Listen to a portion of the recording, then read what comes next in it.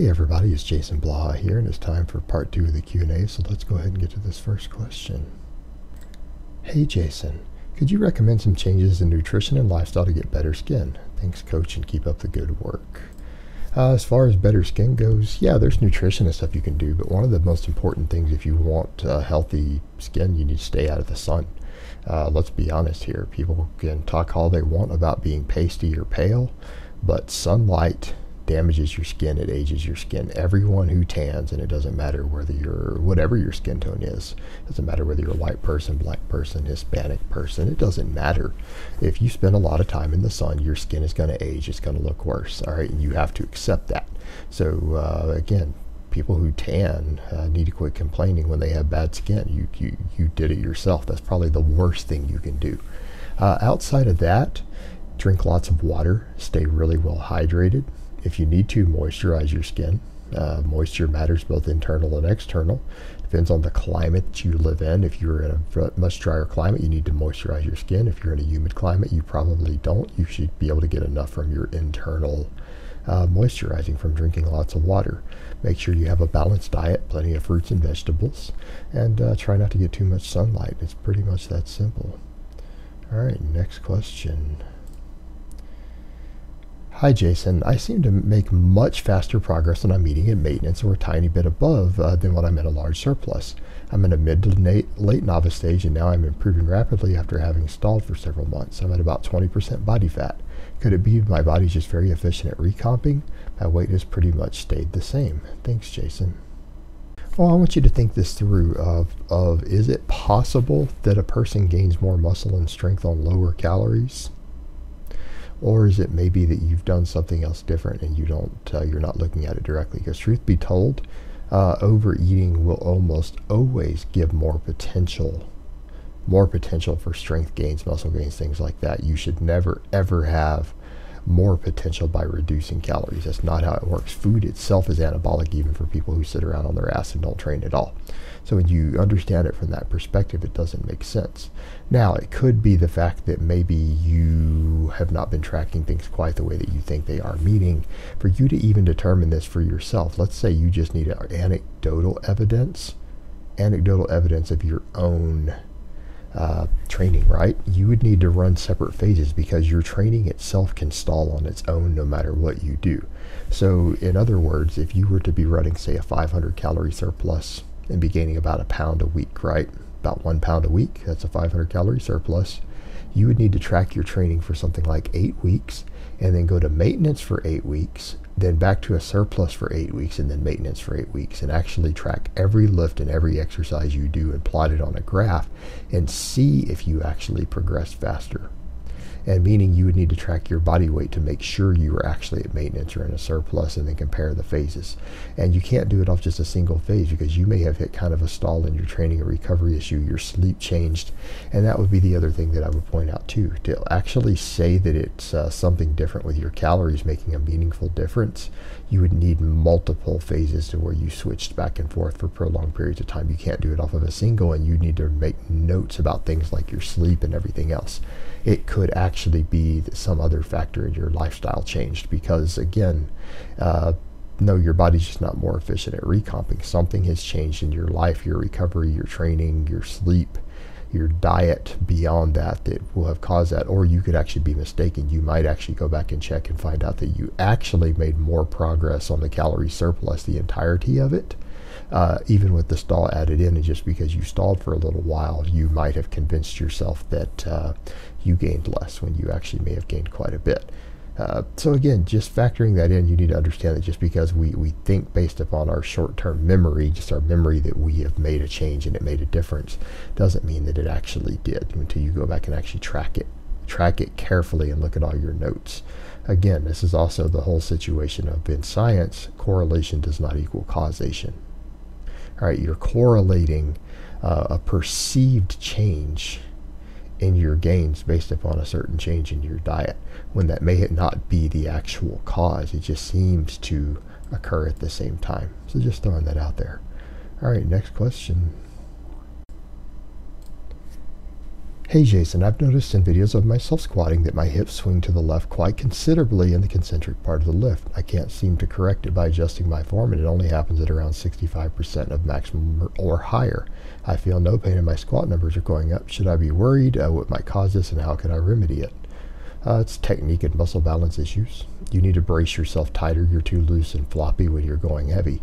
What I would recommend for you is that you need to go back and spend more time working at the weight before it transpires. Meaning, if it happens at around 60% of your max, you need to go back and do more training at 60%, right there where you're not doing this problem, and focus on getting tighter, bracing your core better, staying more upright and not grinding. Because again, this is also something that happens when people grind exercises. So you need to ingrain the proper technique by working with a weight that you can maintain that proper technique at over and over and over until you set it into a habit, and then start working up from there. Because yeah, a noticeable swing every time with a relatively heavy weight to a side, you're grinding, you're going to cause muscle imbalances and other problems over time. So you do need to sort it out. It is a problem. And again, you do that by focusing on your technique and working at a weight immediately before where the technique breakdown is, until you ingrain the pattern, and then start working back up from there. All right, next question.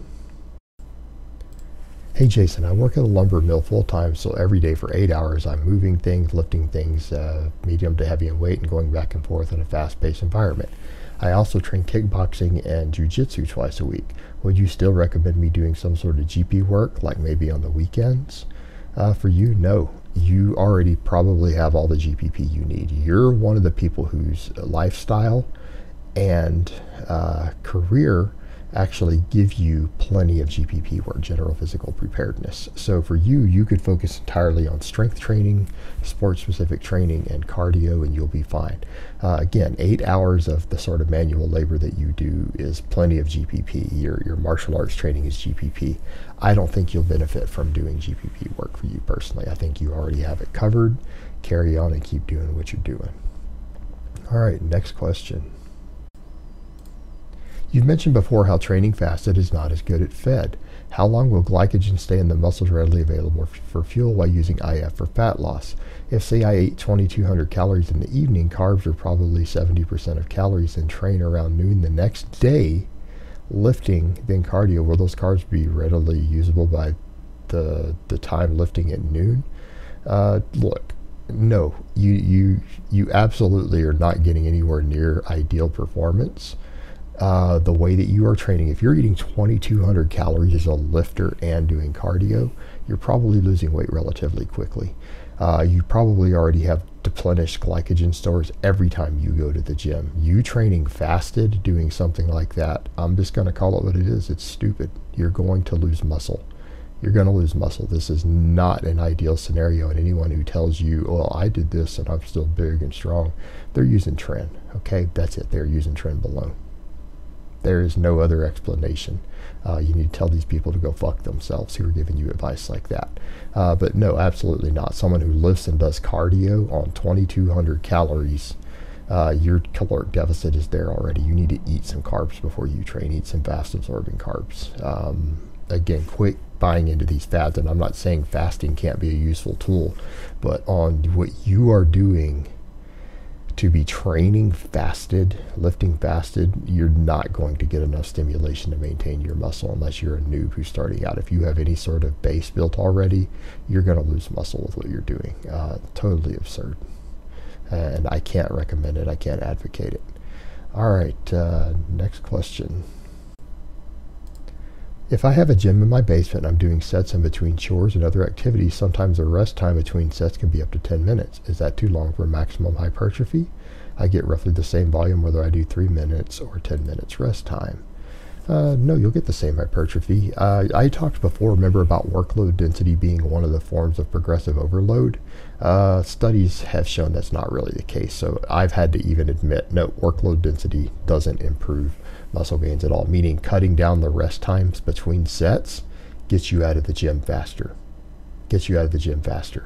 And it builds the same muscle as long as the same weight can be used and the same tonnage is moved, yes. but there's actually no benefits to the shorter rest times. It doesn't seem to be based on any of the data. So I would say to you, if you do the same workload while working out at home, while doing other stuff between your sets, and you're coming back and taking 10 minutes between sets, but you're getting the same workload you would have with 3-minute rests, you're probably going to make the same gains. There's not going to be any perceivable differences because you're moving a given amount of tonnage and doing a certain amount of work in any given workout. You're still stimulating the muscle growth. It's not a problem at all.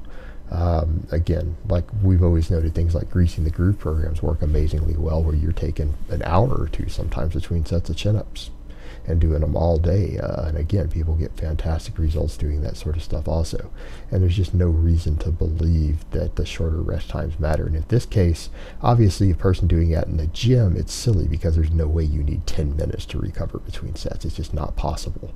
And you're not going to see a benefit from 10 minutes either. There is no benefit. So a person could get stuck in the gym for 3 or 4 hours with a workout they could have done in an hour. And that's the downside. But doing it at home that way, there's no downside to what you're doing, none at all. It's fine. In fact, it sounds like it's appropriate time management. So keep doing what you're doing. All right, next question. Hi Jason, what's the minimum amount of training you need to do to maintain muscle and strength? I currently do 3 full body workouts and been training 15 years. If I cut back to 2 sessions due to personal reasons, can I still maintain on 2 sessions a week? Thank you. Yeah, obviously you can. In fact, I made a whole video covering this, and the most extreme answer I could come up with, was that a person could probably maintain all of their muscle mass as long as they did sufficient workload and kept tension on the bar by a single full body workout done once every 10 days. Now, it sounds like you're doing a workout every 4 days or less. With twice a week, that's basically 3.5 days between. That's more frequency than is required to maintain muscle. Now, people who say, well, that's just crazy, there will be problems with it. If you stretch it out further and you did the 10 days, you're going to get sore every time you train. You're going to have DOMs after every single workout, and they're going to be higher than normal DOMs because you haven't trained any of those muscles for 10 days. Number 2, your resting metabolic rate is going to be lower. You're not going to get the neat effect from doing the extra workouts. In other words, what you're doing would be 3 times that rate. So you're going to have more calorie burn. You're going to have a higher elevated metabolism from training throughout the week. In other words, you're going to be able to eat more food. Your maintenance calories would go down with the less frequent training, and you're going to get more sore. But is it possible to maintain all of your muscles by training only once every 9 or 10 days? Yeah, it absolutely is. Absolutely is, and there's no reason to think that it isn't. In fact, a person could hypothetically make very, very slow gains doing that, but they will be slow. All right, next question. De novo lipogenesis. Comparing 2 hypercaloric diets, both equal in terms of protein content and caloric surplus, is a very low-fat diet, 5%, thus DNL happening, going to create more fat than a more balanced diet, say 20 to 25% of fat? No, they're not. The lower fat diet, you're probably going to gain slightly less fat because number 1, the other one allows up to 20% of your caloric intake to be readily stored as fat, right? So in theory, let's say you're running a 500 calorie surplus. 500 calorie surplus, and none of that surplus is going towards building muscle. All right, and 25% of your diet, so let's say it's a 3,500 calorie because your maintenance could be 3,000, right? So 3,000, or we'll say 2,800 maintenance, that's a pretty common one, times 1.2.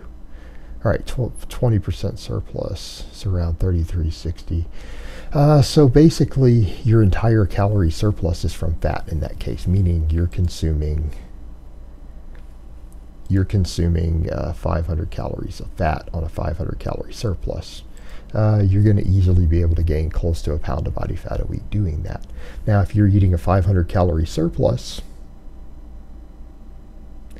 and 5% of that is fat, 5% of that is fat, right? Part of the extra calorie surplus from carbs is going to be burned off as thermic effect automatically. You need to factor that in. That's just the way it works. So let's say 5% of your calories can convert through de novo lipogenesis. That's going to be half the fat gain. Because when we talk about de novo lipogenesis, people aren't storing 30% of the food they eat as fat. It's a little bit of de novo lipogenesis. Furthermore, let's say it even was all of your surplus. Let's say all your extra surplus carbs, up to the 500 calories we're trying to convert. And let's say you're consuming, out of a 3,300 calorie, 5%, I'm using my calculator, 165 calories of fat, right? 500 minus 160. That's 340 left for carbs. Well, here's the kicker.